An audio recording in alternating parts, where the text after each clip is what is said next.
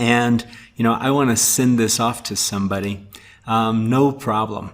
I just come up here to project, and I want to go down here to archive. Okay, so it gives me some options here, but really I don't need to worry about any of that stuff.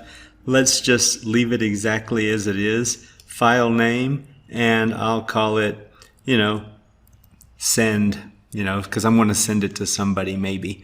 Path, come down here and I say, I just want this right there on the desktop because that's where I want it. And then, I click on where it says archiving. Okay, why it says archiving, I don't know, but that's okay. I'm guessing it was just a bad English translation. Hit the button, project's being archived, and done. And right here, there we go. There's my Zap 15. Okay, so now somebody sent me this, and I say, okay, somebody sent me their program, and I want to bring this thing into TIA Portal, right? No problem. Let's run up TIA Portal, and once we get here, we can go over here to Project Retrieve.